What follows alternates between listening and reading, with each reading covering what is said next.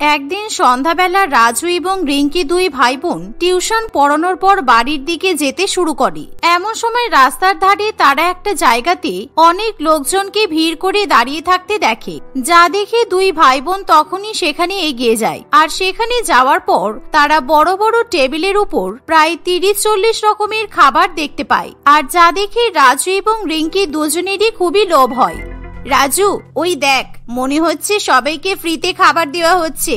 দেখ টেবিলের উপর কত রকমের ভালো ভালো খাবার রাখা আছে, আর সবাই নিজের নিজের ইচ্ছা মতো খাবার তুলে দাঁড়িয়ে দাঁড়িয়ে খাচ্ছে, কেউ কিছুই বলছে না।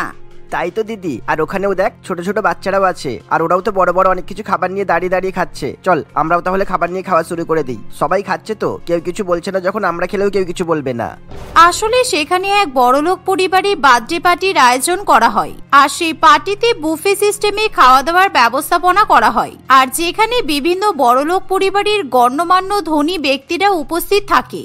আর সবাই নিজের পছন্দ মতো বুফে থেকে খাবার নিয়ে খাওয়া দাওয়া করে। কিন্তু যেহেতু রিঙ্কি এবং রাজু বুফে সিস্টেমে কিভাবে খাওয়া দাওয়া করা হয় তার সম্পর্কে জানে না, তাই তারা মনে করে সেই স্থানে হয়তো সকল ব্যক্তিদের জন্য ফ্রিতে খাওয়া দাওয়ার ব্যবস্থা করা হয়েছে। তাই দুই ভাই বোনে বড় বড় প্লেট হাতে তুলে নিয়ে নিজেদের ইচ্ছা মতো খাবার প্লেটের মধ্যে তুলতে শুরু করে।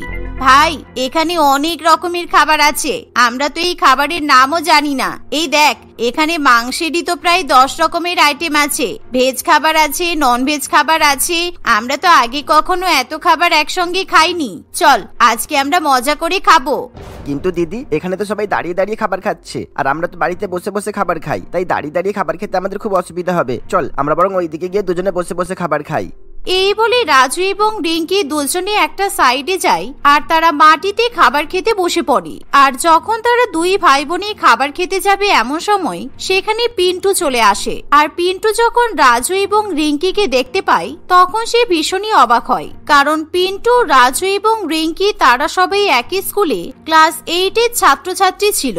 এই, তোরা আমার জন্মদিন পার্টিতে এসে ফ্রিতে খাবার খাচ্ছিস? তোদেরকে এখানে কে ঢুকতে দিয়েছে? সিকিউরিটি গার্ড, তাড়াতাড়ি এদিকে এসো। এরা আমার বার্থডে পার্টিতে ঢুকে চুরি করে খাবার খাচ্ছে। না, আমরা চুরি করিনি। আমরা কেন খাবার চুরি করতে যাব? আমরা তো ভেবেছিলাম এখানে মনে হয় সবাইকে ফ্রিতে খাবার খাওয়ানো হচ্ছে, কিন্তু আমরা বুঝতে পারিনি যে এখানে তোরই বার্থডে পার্টি চলছে। তুই প্লিজ রাগ করিস না, আমরা তো তোর বন্ধু হই। বল, এই খাবারগুলো দেখে মনে হচ্ছে এগুলো খুবই টেস্টি। আমরা এই খাবারগুলো খেয়ে নিই প্লিজ, তারপর আমরা এখান থেকে চলে যাব। না, আমি কিছুতেই তোদেরকে ফ্রিতে খাবার দেবো না। আমার বার্থডে পার্টিতে যারা এসেছে সবাই আমাকে অনেক দামি দামি গিফট দিয়েছে। তোরা কি আমাকে কোনো গিফট দিতে পারবি? আর তোরা জানিস এরকম বুফে সিস্টেমে খাওয়া দাওয়ার আয়োজন করতে গিয়ে আমার বাবা 3 লক্ষ টাকা খরচ হয়েছে। এক প্লেট খাবারের দাম 3000 টাকা করে। তোরা কি কখনো 3000 টাকা চোখে দেখেছিস? পিন্টু এরকম ভাবে চিৎকার করতে শুরু করলে বাড়ির সিকিউরিটি গার্ড সেখানে ছুটে আসে আর পিঙ্কি এবং রাজুকে ঘাট ধাক্কা দিয়ে সেখান থেকে তাড়িয়ে দেয়, যার ফলে রাজু এবং রিঙ্কি দুজনেই মন খারাপ করে বাড়িতে ফিরে যায়। কিরে, তোরা দুজনে আজকে এত দেরি করে বাড়ি ফিরলি কেন? আমি কখন থেকে তোদের জন্য অপেক্ষা করছি। কোথায় ছিলিস তোরা এতক্ষণ? তাড়াতাড়ি হাত মুখ ধুয়ে নে। গরম গরম রুটি আর ফুলকপি আলুর তরকারি রান্না করেছি, খেয়ে নে। না, আমরা রুটি তরকারি খাবো না, আমরা বুফের খাবার খাবো। আমাদের জন্য বুফের খাবার কিনে নিয়ে এসে দাও। আমরা কিছুতেই এরকম আর ভাত ডাল রুটি খাবো না। বুফের খাবার খাবি মানে কি সব বলছিস তোরা? আর রাজু, তুই এরকম ভাবে কান্নাকাটি করছিস কেন? এমন সময় রাজু এবং রিঙ্কি কাঁদতে কাঁদতে সব কথা বলে, আর যা শুনে পাপিয়ার খুবই খারাপ লাগে। আচ্ছা তোরা কান্নাকাটি করিস না, আমরা তোদের দুই ভাই বোনকে বড় রেস্টুরেন্টে নিয়ে যাব, যেখানে বুফে সিস্টেমে খাওয়া দাওয়ার আয়োজন থাকবে। এবার তোরা খুশি তো? তবে এখন তাড়াতাড়ি হাত মুখ ধুয়ে নে। তোদের বাবা যখন কাজ থেকে ছুটি পাবে আমরা সবাই মিলে তখন রেস্টুরেন্টে বুফের খাবার খেতে যাব, কেমন? এই শুনে রাজু এবং রিঙ্কি মন খারাপ করে সেখান থেকে চলে যায়। আর পরের দিন যখন রাজু এবং রিঙ্কি স্কুলে যায় তখন পিন্টু তাদের কাছে গিয়ে বলে, এই রিঙ্কি, কালকের জন্য সরি। আসলে কালকে আমাদের পার্টিতে অনেক বড় লোকরা উপস্থিত ছিল, সেই জন্য তোদের সঙ্গে খারাপ ব্যবহার করতে বাধ্য হয়েছি। আসলে কালকে তোরা তো খুব পুরানো জামা কাপড় পরেছিলিস, সেই জন্যই আমি তোদেরকে বুফের খাবার খাওয়াতে পারিনি। কিন্তু তোরা আজকে যদি আমার একটা কাজ করে দিস তাহলে আমি তোদেরকে বুফের খাবার খাওয়াবো। এই শুনে রিঙ্কি এবং রাজু দুজনেই খুবই খুশি হয়। কি, তুই সত্যি বলছিস? তুই আমাদেরকে বুফের খাবার খাওয়াবি? কি কাজ করতে হবে বল না, আমরা করে দেব।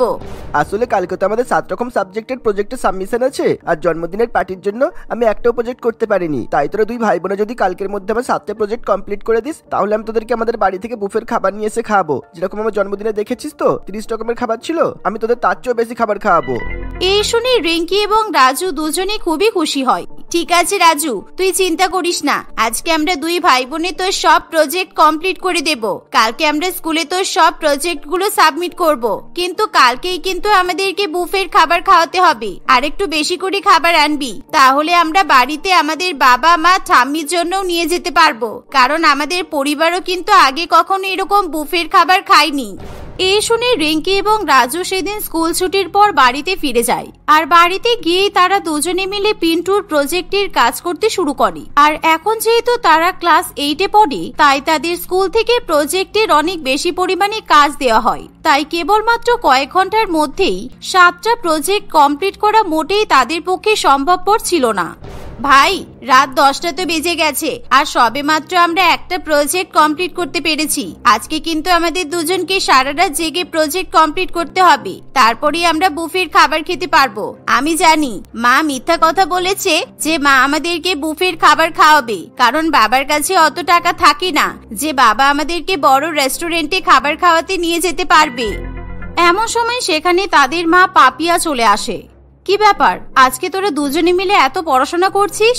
চল, আমি রুটি আলু ভাজা রান্না করেছি, খেয়ে নিবি। চল, তাড়াতাড়ি ঘুমিয়ে পড়, সকালে উঠে পড়তে বসবি। মা, আজকে আমরা রুটি আলু ভাজা খাবো না, আসলে আমাদের পেট ভর্তি। আমাদের স্কুল থেকে অনেক প্রজেক্টের কাজ দিয়েছে, তাই আজকে আমাদেরকে সারা রাত জেগে প্রজেক্টের কাজ করতে হবে। এভাবেই রিঙ্কি এবং রাজু শুধুমাত্র বুফের খাবার খাওয়ার লোভে পড়ে তাদের বাবা মা এবং পরিবারকে মিথ্যা কথা বলে। আর সেদিন তারা খুব কষ্ট করে সারাটা রাত জেগে প্রজেক্টের সমস্ত কাজ সম্পন্ন করে। আর পরের দিন সকালবেলা স্কুলে যাওয়ার পর তারা দুজনেই পিন্টুকে প্রজেক্টের খাতাগুলো দিয়ে দেয়। তোর কাজ কিন্তু কমপ্লিট, এবার আমাদের খাবার কোথায়? তাড়াতাড়ি আমাদেরকে বুফের খাবারগুলো দে। আমরা কাল সারা রাত কিছুই খাইনি, আমরা ইচ্ছে করে পেট খালি করে রেখেছি যাতে আমরা আজকে অনেক রকমের খাবার খেতে পারি। এই নে, এই বড় বড় প্যাকেটের মধ্যে অনেক রকমের খাবার আছে। এই খাবারগুলো যেন তোরা এখন খাবি না, স্কুল ছুটির পর বাড়িতে গিয়ে তারপর খাবি, কেননা এত রকমের খাবার তোরা স্কুলে বসে খেতে পারবি না। আর আমাদের অন্যান্য বন্ধু বান্ধবরা দেখলেও আমার কাছ থেকে এই খাবারগুলো চাইবে, তাই তোরা এই খাবারগুলো কাউকে দেখাস না, কেমন? এই শুনে রিঙ্কি এবং রাজু দুজনেই খুবই খুশি হয়। আর তারা তখনই খাবারের প্যাকেটগুলো ক্লাসরুমের একটা সাইডে রেখে দেয়। আর সেদিন রাজু এবং রিঙ্কি 2 ভাই বোন শুধুমাত্র স্কুল ছুটি হওয়ার জন্য অপেক্ষা করতে থাকে। দেখতে দেখতে বিকাল হলে তাদের স্কুল ছুটি হয়ে যায়। আর দুজনে সেই খাবারের বড় বড় প্যাকেটগুলো নিয়ে বাড়িতে ফিরে যায়। মা, তুমি রান্না করছো? আজকে তোমাকে রান্না করতে হবে না, এই দেখো আমরা কত রকমের বুফের খাবার নিয়ে এসেছি। আজকে আমরা সবাই মিলে একদম 30-40 রকমের খাবার খাবো। আমাদের বন্ধু পিন্টু আজকে আমাদের জন্য স্কুলে খাবার নিয়ে এসেছিল, আর সেদিন খারাপ ব্যবহার করার জন্য পিন্টু আমাদের কাছে ক্ষমাও চেয়েছে। পিন্টু এখন আমাদের খুব ভালো বন্ধু। তোরা কি যে শুরু করেছিস আমি কিছু বুঝতে পারছি না। একদিনের মধ্যে পিন্টু হঠাৎ করে এত ভালো হয়ে গেল। আরে বৌমা ছাড়ো না, ওই বাচ্চাটা তো অনেক বড়লোক বাড়ির ছেলে। বড়লোকের ছেলেরা একটু এরকম হয়, ওরা কখন কাকে কি বলে ওদের মাথার কোনো ঠিক থাকে না। ওদের তো খাবারের অভাব নেই, বাড়িতে হয়তো অনেক খাবার বেঁচে গেছে, সেই জন্য আমাদের বাড়িতে পাঠিয়ে দিয়েছে যাতে আমরাও বড়লোকেদের মতো বুফের খাবার খেতে পারি। আমাদের তো আর ভাগ্য সেরকম নেই যে আমরা বড় রেস্টুরেন্টে গিয়ে দাঁড়িয়ে দাঁড়িয়ে বুফের খাবার খাবো। যাই হোক, আমারও কিন্তু মাঝে মধ্যে এরকম খাবার খাওয়ার খুব লোভ হয়। আজকে যখন এত ভালো ভালো খাবার পেয়েছি তাহলে পেট ভরে খেতেই হবে। রাজু, রিঙ্কি, তোরাও বসে পড়। এই শুনে পাপিয়া সেই প্যাকেটগুলো থেকে খাবার বের করতে শুরু করে, কিন্তু যেই পাপিয়া খাবারের প্যাকেটগুলো খুলে তখনই সেই খাবার থেকে কেমন যেন একটা গন্ধ বেরিয়ে আসে। এমন সময় পাপিয়া সেই আলাদা আলাদা খাবারগুলো টেস্ট করে দেখে যে সেই খাবারগুলো খেতে কেমন যেন টক টক লাগছে। এ বাবা, এই খাবারগুলো তো মনে হচ্ছে নষ্ট হয়ে গেছে। পিন্টু তোদেরকে বোকা বানিয়েছে রিঙ্কি, পচে যাওয়া খাবারও তোদেরকে খেতে দিয়েছে, আর তোরা বোকার মতো এই পচা খাবারগুলো নিয়ে চলে এলি। এই খাবারগুলো তো সবই টক হয়ে গেছে।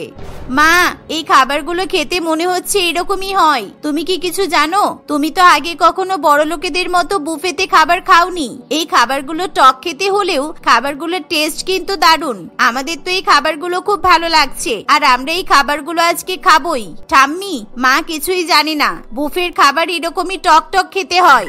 হ্যাঁ বৌমা, আমারও মনে হচ্ছে বড়লোকেদের বুফের খাবারগুলো এরকম টক ঝাল রান্না করা হয়। খাবারগুলো একটু টক টক খেতে হলেও খেতে কিন্তু খুবই ভালো লাগছে। আর এখানে অনেক খাবার আছে, আজকে তুমি রান্না না করলেও সারাদিন আমরা এই খাবার খেয়ে থেকে যেতে পারবো। জানি না আর কোনোদিনও আমাদের কপালে এরকম বুফের খাবার জুটবে কিনা, তাই আজকে আমি পেট ভরে খাবার খাবো। এই বলে রচনা দেবী তার দুই নাতি নাতনির সঙ্গে নষ্ট হয়ে যাওয়া বুফের খাবার খেয়ে নেয়। কিন্তু সেই খাবার খাওয়ার পর রচনা দেবী এবং তার দুই নাতি নাতনির ভীষণ পরিমাণে শরীর খারাপ করে আর তারা তিনজনে বমি করতে শুরু করে দেয়। তাদের পেটেও ভীষণ পরিমাণে ব্যথা হয়। এমন অবস্থায় পাপিয়া তার শাশুড়ি মা এবং দুই ছেলে মেয়েকে হাসপাতালে ভর্তি করে আর ডাক্তার তাদেরকে কিছুদিন হাসপাতালে ভর্তি রাখার কথা বলে। এমন অবস্থায় পাপিয়া খুবই রেগে যায় আর সে পিন্টুর বাড়িতে ছুটে যায়। আর সেখানে গিয়ে পাপিয়া পিন্টুর বাবা মাকে সব কথা বলে। এমন সময় পিন্টুর বাবা মা পিন্টুর উপর ভীষণ পরিমাণে রেগে যায়। এমনকি পিন্টুর মা পিন্টুকে ঠাসিয়ে একটা চড় মেরে বলে, পিন্টু, আমি তোকে বলেছিলাম বুফের নষ্ট হয়ে যাওয়া খাবারগুলো ডাস্টবিনে ফেলে দিতে, কারণ খাবারগুলো সব পচে গেছে। আর তুই সেই খাবার ফেলে না দিয়ে তোর বন্ধুদেরকে খাইয়ে দিয়েছিস। তুই এটা কিন্তু একদমই ঠিক করিসনি। আমি তোকে বলেছি না কখনো কারোর ক্ষতি করার চেষ্টা করবি না। তোর ভুলের জন্য এখন ওরা হসপিটালে ভর্তি আছে।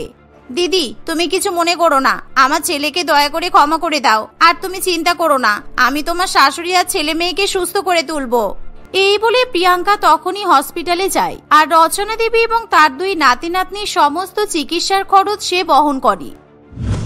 ৩-৪ দিন পর রিঙ্কি, রাজু এবং তাদের ঠাম্মি পুরোপুরি সুস্থ হয়ে উঠলে পাপিয়া তাদেরকে বাড়িতে ফিরিয়ে নিয়ে যায়। আর এভাবেই দেখতে দেখতে কিছুদিন কাটে। এরই মধ্যে একদিন প্রিয়াঙ্কা এবং তার স্বামী সুজয় তাদের ছেলে পিন্টুকে নিয়ে পাপিয়াদের বাড়িতে আসে আর তারা রিঙ্কি ও তার পরিবারকে বড় এক 5 স্টার রেস্টুরেন্টে নিয়ে যায়। সেখানে গিয়ে তারা সবাই মিলে বুফেতে খাবার খায়। আর এভাবেই আজকে প্রথমবারের মতো বুফের সুস্বাদু খাবার খেয়ে রিঙ্কি এবং তার পরিবার খুবই খুশি হয়। সেদিনের পর থেকে পিন্টু কখনো রাজু এবং রিঙ্কির সঙ্গে খারাপ ব্যবহার করে না। তারা খুব ভালো বন্ধু হয়ে ওঠে। মোনালিসা বল্লভপুর নামক এক জায়গায় থাকতো আর সে তাদের লোকাল মার্কেট বাজারের এক জনবহুল জমজমট জায়গায় ফুচকা বিক্রি করত। মোনালিসার ফুচকা সবাই খেতে পছন্দ করত আর তার ফুচকার বিশেষত্ব ছিল সে একসঙ্গে 5 রকমের ফুচকা বিক্রি করত। টক ফুচকা, মিষ্টি ফুচকা, পুদিনা ফুচকা, ঘুগনি ফুচকা, আমপোড়া জলের ফুচকা, 5 রকমের ফুচকা পেয়ে যাবেন আমার কাছে। চলে আসুন, চলে আসুন। 10 টাকায় 5টা করে ফুচকা পাবেন। 5 রকমের ফুচকা 10 টাকায় 5 রকমের 5টা ফুচকা, যেমনই সুস্বাদু তেমনই মুচমুচে। 5 রকমের ভিন্ন স্বাদের ফুচকা।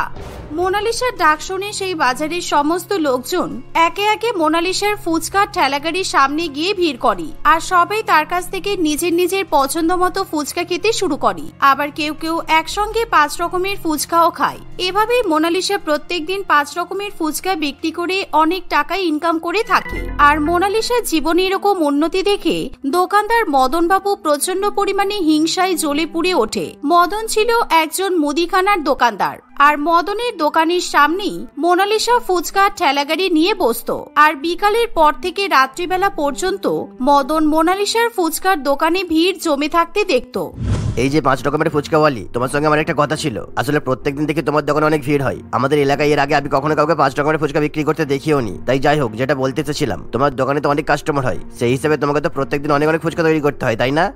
আপনি কি বলতে চাইছেন দয়া করে আমাকে তাড়াতাড়ি বলুন, কারণ এখন আমি আলু মাখবো আর ফুচকার জন্য 5 রকমের জল তৈরি করব।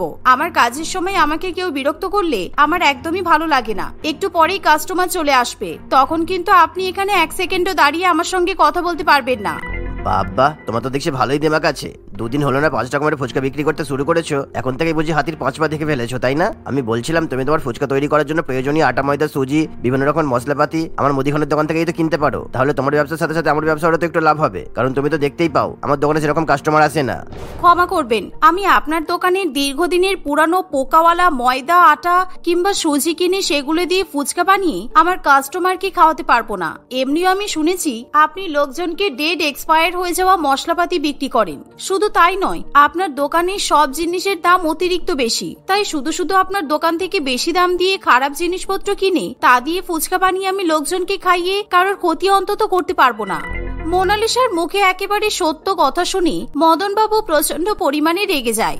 কি তোমার এত বড় সাহস? তুমি আমার দোকানের জিনিসপত্রকে খারাপ বলছো? তোমার কাছে কি প্রমাণ আছে যে আমি লোকজনকে খারাপ জিনিসপত্র বিক্রি করি? তুমি কিন্তু এরকম কথা বলে একদমই ঠিক করলে না। আমিও দেখে তুমি কতদিন এখানে ফুচকা বিক্রি করতে পারো। তোমার 5 রকমের ফুচকা ঠেলা গাড়ি এখান থেকে 5 দিনের মধ্যে আমি যদি তুলতে না পেরেছি তাহলে আমার নামও মদন নয়। হ্যাঁ, এই বলে মদনবাবু সেখান থেকে চলে যায় আর কিভাবে মোনালিসার ক্ষতি করা যায় তা নিয়ে ভাবনা চিন্তা করতে থাকে। কিন্তু মোনালিসা মদনবাবুকে পাত্তা না দিয়েই মন দিয়ে নিজের মতো সৎ পথে কাজকর্ম করতে থাকে। কারণ মোনালিসার মাথার উপর প্রচন্ড পরিমাণে চাপ। তার স্বামী 1 মাস আগে হার্ট অ্যাটাকে আক্রান্ত হয়েছে আর স্বামীর হার্টের অপারেশনের জন্য তার 10 লক্ষ টাকার প্রয়োজন। শুধু তাই নয়, বাড়িতে তার ছোট ছোট 2টো ছেলে মেয়েও আছে। স্বামীর চিকিৎসা খরচ, ছেলে মেয়েদের পড়াশোনার খরচ, সংসার চালানোর খরচ সব মিলিয়ে মোনালিসা প্রচন্ড পরিমাণে দুশ্চিন্তাগ্রস্ত হলেও সে কখনোই তার ব্যবসায়িক ক্ষেত্রে কোনো রকম অসৎ পদ্ধতি গ্রহণ করে না। সে সর্বদাই পরিশ্রম করে সৎ পথে টাকা উপার্জন করতে পছন্দ করে।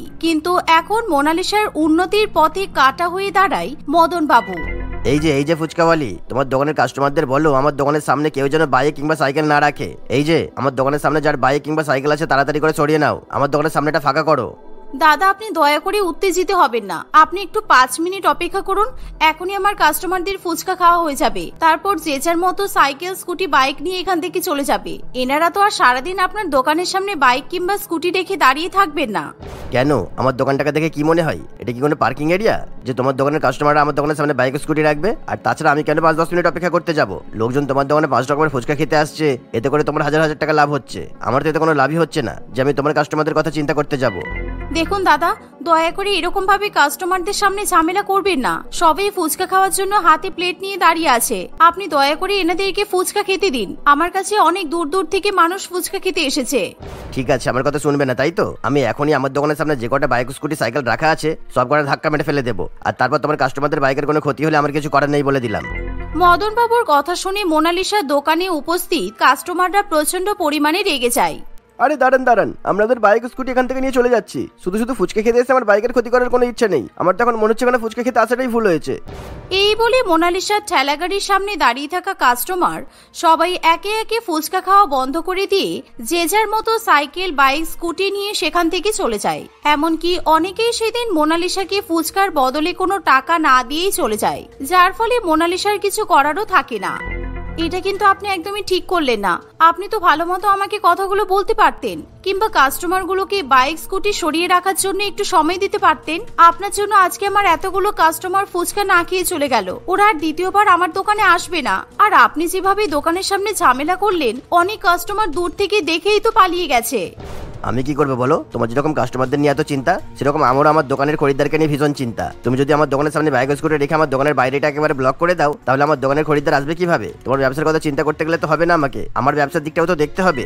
এই বলে মদনবাবু সেখান থেকে চলে যায়। আর সেদিন মোনালিসার দোকানে যতগুলো কাস্টমার বাইক কিংবা স্কুটি ও সাইকেল নিয়ে ফুচকা খেতে আসে, মদনবাবু তাদেরকে ধমক দেয় এবং কিছুতেই দোকানের সামনে বা আশেপাশে তাদেরকে বাইক কিংবা স্কুটি রাখতে দেয় না। না, এখানে বাইক কিংবা স্কুটি কোনো কিছুই রাখা যাবে না। এখানে বাইক কিংবা স্কুটি রাখলেই পুলিশ কিন্তু আপনাদের গাড়ির বিরুদ্ধে কেস করে দেবে। এখানে গাড়ি রাখার কোনো প্রয়োজন নেই। গাড়ি রাখার জায়গা আছে, আর সামনে ফুচকার দোকানে পেয়ে যাবেন। যান। মদনবাবুর কথা শুনে একে একে সমস্ত কাস্টমার মোনালিসার দোকানের সামনে থেকে চলে যায়। এর ফলে সেদিন মোনালিসার ইনকাম তুলনামূলকভাবে অনেকটাই কম হয়। কিন্তু তার যেহেতু কিছু করার থাকে না, তাই সে মন খারাপ করে বাড়িতে ফিরে যায়। এভাবেই সেই দিনটা কাটে। আর পরের দিন মদনবাবু বিকাল হওয়ার আগেই দোকান খুলতে চলে আসে। যাক, আমি একদম সঠিক সময় এখানে এসেছি। এখনো পর্যন্ত ওই 5 রকমের ফুচকাওয়ালি এখানে এসে পৌঁছায়নি। আমাকে এরই মধ্যে নিজের কাজটা সেরে ফেলতে হবে। একদিন তো হয়েই গেল, আমার হাতে এখনো 4 দিন সময় আছে। এই 4 দিনের মধ্যে আমি 5 রকমের ফুচকাওয়ালির ব্যবসা বন্ধ করেই ছাড়বো। এই বলে মদনবাবু পাশের একটি পুকুর থেকে বড় এক জলের পাইপের মাধ্যমে অনেক জল তুলে নিয়ে এসে মোনালিসা যে জায়গাতে ফুচকার ঠেলাগাড়ি নিয়ে বসে সেই জায়গাতে অনেক পরিমাণে জল ঢালতে শুরু করে। আর একসাথে প্রচন্ড পরিমাণে জল সেখানে ফেলে দেওয়ায় জায়গাটাতে পুরোপুরিভাবে জল কাদার সৃষ্টি হয়। আর কিছুক্ষণ পরেই মোনালিসা যখন তার ফুচকার ঠেলাগাড়ি নিয়ে আসে, তখন সে জায়গাটির অবস্থা দেখে একেবারে অবাক হয়ে যায়। এ বাবা, এই জায়গাটাতে এত জল এলো কোথা থেকে? এমনিতে এই জায়গাটাতে জল জমলে সহজে জল পাস হতে চায় না। এখন আমি এখানে ফুচকা বিক্রি করব কিভাবে? কিন্তু এতটা জল এলো কিভাবে? আমি তো সেটাই বুঝতে পারছি না। আমার মনে হচ্ছে ওই মদনদা নিশ্চয়ই আজকেও আমার কাস্টমারকে তাড়ানোর জন্য কিছু একটা ব্যবস্থা করেছে। এই যে মদনদা, বলছি এখানে জল এলো কিভাবে বলুন তো? জল কি করেছে যে উপরবেলাকে গিয়ে জিজ্ঞাসা করো? তুমি কি জানো না কালকে সারা রাত ধরে প্রচন্ড পরিমাণে বৃষ্টিপাত হয়েছে? সেই জন্যই তো আমার দোকানের সামনেটাতে একেবারে কাদা কাদা হয়ে গেছে। মোনালিসা খুব ভালো মতোই বুঝতে পারে যে মদন বাবু তাকে পুরোপুরিভাবে মিথ্যা কথা বলছে। আচ্ছা তাই নাকি? উপরওয়ালা বুঝি শুধু আমি যে জায়গাটাতে ঠেলাগাড়ি রাখি শুধু সেই জায়গাটাতেই বৃষ্টির জল ফেলেছে, আর বাদবাকি বাজারে আরো অনেক দোকান আছে, রাস্তাঘাট আছে, সেখানে তো কোথাও আমি জল দেখতে পাচ্ছি না। এই যে যাও তো এখান থেকে, আমার ছবি একদম নষ্ট করবে না, ফালতু মহিলা একেবারে। এই শুনে মোনালিসার আর কিছু করার থাকে না। সে ওই জলকাদার উপরেই ঠেলাগাড়ি নিয়ে দাঁড়িয়ে পড়ে আর তাড়াতাড়ি করে আলু মাখা এবং 5 রকমের ফুচকার জল তৈরি করতে শুরু করে। আর এমন সময় কয়েকজন মেয়েরা মোনালিসার কাছে ফুচকা খেতে আসে। এই যে এই দিদিটার কাছে 5 রকমের ফুচকা পাওয়া যায়, টক ফুচকা, মিষ্টি ফুচকা, ঘুগনি ফুচকা, আমপোড়া জলের ফুচকা, পুদিনা ফুচকা। তোরা সবাই আজকে আমাদের বাড়িতে ঘুরতে এসেছিস আর আমাদের এখানকার ফেমাস ফুচকা খাওয়াবো না তা হতে পারে? এই দিদির হাতের 5 রকমের ফুচকা খেয়ে একবার দেখ, তোরা পাগল হয়ে যাবি। তারপর দেখবি নিজেরাই আবার শহর থেকে ফুচকা খাওয়ার জন্য এখানে ছুটে আসছিস। এ বাবা, এখানে দাঁড়িয়ে ফুচকা খাওয়ার মতো তো পরিস্থিতি নেই। দেখ, ফুচকার ঠেলাগাড়ির সামনে তো পুরো জল কাদা হয়ে আছে। নতুন নতুন জামা কাপড় পরে, নতুন জুতা পরে এই কাদার মধ্যে দাঁড়িয়ে ফুচকা খাওয়া সম্ভব নয়। এমন একটা ফুচকার দোকানে নিয়ে এলি, কি আর বলবো, পুরো মুডটাই নষ্ট। না না, এখানে দাঁড়িয়ে কিছুতেই ফুচকা খাওয়া সম্ভব নয়। ফুচকার দোকানের সামনে এরকম জল কাদা দেখেই আমার প্রচন্ড ঘৃণা পাচ্ছে। আমাদের 5 রকমের ফুচকা খাওয়ার কোনো দরকার নেই বাবা। তুই আমাদেরকে শুধু টক জলওয়ালা 1 রকমের ফুচকা খাওয়ালেই চলবে। অন্য কোথাও ফুচকার দোকান থাকলে নিয়ে চল। এভাবে মোনালিসার কাছ থেকে ফুচকা না খেয়ে তারা অন্য কোথাও চলে যায়, যার ফলে মোনালিসার মন প্রচন্ড পরিমাণে খারাপ করে। কিন্তু মদন বাবু তার দোকানে বসে বসে প্রচন্ড পরিমাণে হাসতে থাকে। কালকে আমাকে বড় সড়ো কোনো প্ল্যান করতে হবে, তা না হলে আমি আমার চ্যালেঞ্জে জিততে পারবো না। 3 দিন তো হয়ে গেল, প্রায় 5 দিনের মধ্যে এই 5 রকমের ফুচকাওয়ালের খেল খতম করতেই হবে। কালকে এই সোনামণির এমন অবস্থা করবো যে কখনো ফুচকা বিক্রি করার মতো সাহসই পাবে না। কালকে আমি পাবলিকের হাতে এই সুন্দরী ফুলটুসিকে মার খাওয়াবো। পরের দিন সকালবেলা মদন বাবু নিজের কাজে লেগে পড়ে। সে একটা দোকান থেকে খুবই বড় বড় ধারালো লোহার পেরেক কিনে নিয়ে আসে। আর মোনালিসা যেখানে ঠেলাগাড়ি রাখে সেই জায়গাতে কিছুটা দূরে দূরে মাটির ভেতরে অনেকগুলো করে পেরেক পুঁতে রাখে। আর পেরেকগুলো সুচালো ধারালো অংশ সে উপরের দিকে রেখে দেয়। আর সে এমন ভাবে পেরেকগুলো পুঁতে রাখে যাতে সহজে কোনো ব্যক্তির চোখে না পড়ে। ব্যাস, বিকালে যখন ওই মোনালিসা ফুচকা বিক্রি করতে আসবে তখন সবার আগে ওর পায়ে পেরেক ফুটবে। আর আমি যা বড় বড় পেরেক পুঁতে রেখেছি ওর পায়ের নিচে ঢুকে একেবারে এফোড় হয়ে যাবে। আর সৌভাগ্যবশত যদি মোনালিসার কিছু না হয়, ওর কাস্টমারদের তো ক্ষতি হবেই। বিকাল থেকে ওর দোকানে অনেক ভিড় জমে। একসঙ্গে যদি 3-4 জনের পায়ে পেরেক ফোটে তাহলে সবাই মোনালিসার উপর রেগে গিয়ে ওকে মারধর শুরু করবে। এভাবেই মদন বাবু নিজের কাজ সেরে বাড়িতে ফিরে যায় আর দুপুরবেলা খাওয়া দাওয়া করে ঘুমিয়ে পড়ে। কিন্তু বিকেল বেলা মোনালিসা যখন তার ফুচকার ঠেলাগাড়ি নিয়ে ফুচকা বিক্রি করতে আসে তখন মোনালিসার কোনো ক্ষতি না হলেও তার ঠেলাগাড়ির চাকার মধ্যে পেরেক ঢুকে যায়। শুধু তাই নয়, কিছুক্ষণ পরেই মদন বাবুর 2 ছেলে মেয়ে বান্টি এবং বাবলু মোনালিসার কাছে ফুচকা খেতে আসে। আর তারা যেই মোনালিসার ঠেলাগাড়ির সামনে এগিয়ে যেতে চায় তখনই হঠাৎ করে দুজনের পায়ের মধ্যে পেরেক ফুটে যায় আর তারা ব্যথা যন্ত্রণায় চিৎকার করতে শুরু করে, যা দেখে মোনালিসা প্রচন্ড পরিমাণে ভয় পেয়ে যায়। আর সে তাড়াতাড়ি করে বান্টি এবং বাবলুকে নিজের ঠেলাগাড়িতে বসিয়ে হসপিটালে নিয়ে যায়। ডাক্তারবাবু বান্টি এবং বাবলুর পায়ে ওষুধ লাগিয়ে দিয়ে ব্যান্ডেজ করে দেয়। আর ইতিমধ্যে খবর পেয়ে মদন বাবু তার স্ত্রীকে নিয়ে হসপিটালে এসে পৌঁছায়। আমাকে ক্ষমা করে দাও বোন, আজকে উপরবেলা আমাকে আমার বাপের শাস্তি দিয়েছে। আসলে কুকর্ম আমি নিজের হাতেই করেছি। তোমার ব্যবসা বন্ধ করার জন্য আমি মাটির নিচে অনেকগুলো পেরেক পুঁতে দিয়েছিলাম। আজকে দেখো তোমার ক্ষতি করতে গিয়ে আমার 2 ছেলে মেয়ের কত বড় ক্ষতি হয়ে গেল। আজকে আমি বুঝতে পেরেছি কেউ যদি সৎ পথে কঠোর পরিশ্রম করে টাকা উপার্জন করে তাহলে কেউ চাইলেও তার ক্ষতি করতে পারে না। উপরবেলা সবসময় তার সাথে থাকে। মদন বাবুর মুখে এমন কথা শুনে মোনালিসা তাকে ক্ষমা করে দেয়। সেদিনের পর থেকে মোনালিসার 5 রকমের ফুচকা বিক্রির পথে মদন বাবু কখনোই কোনো বাধা দেয় না। এমনকি মদন বাবু এখন সৎ পথে ব্যবসা করতে শুরু করে।